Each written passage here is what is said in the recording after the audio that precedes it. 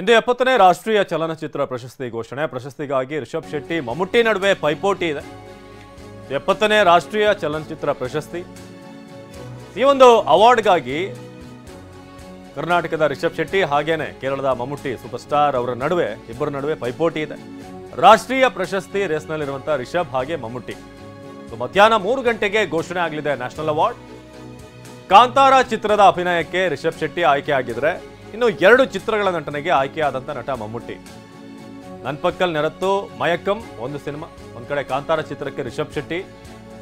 ಕಾಂತಾರ ಇಡೀ ವಿಶ್ವದಾದ್ಯಂತ ತನ್ನ ಒಂದು ಸಿನಿಮಾ ಒಂದು ಅಚ್ಚರಿಯ ಮೂಲಕ ಎಲ್ಲರನ್ನೂ ಕೂಡ ಮಂತ್ರಮುಗ್ಧಗೊಳಿಸಿತ್ತು.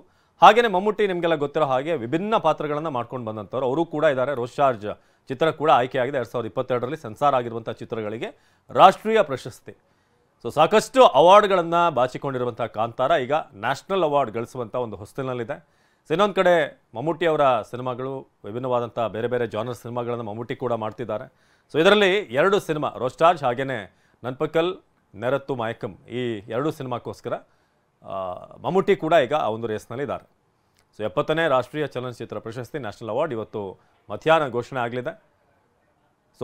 ಮಧ್ಯಾಹ್ನ 3ಕ್ಕೆ ಘೋಷಣೆ ಆಗಲಿರುವಂಥ ನ್ಯಾಷನಲ್ ಅವಾರ್ಡ್. ಅಲ್ಲಿಗೆ ರಿಷಬ್ ಶೆಟ್ಟಿ ಅವರ ಸಾಧನೆಯ ಒಂದು ದಾರಿಯಲ್ಲಿ ಮತ್ತೊಂದು ಗರಿ ಅಂತ ಹೇಳ್ಬೋದು. ಕಾಂತಾರ ಸಿನಿಮಾ ಒಂದು ಲೋಕಲ್ ಗ್ಲೋಸ್ ಗ್ಲೋಬಲ್ ಅನ್ನೋ ರೀತಿಯಾಗಿ ಒಂದು ಕಾನ್ಸೆಪ್ಟ್ ಮೂಲಕ ಮಾಡಿದಂಥ ಸಿನಿಮಾ.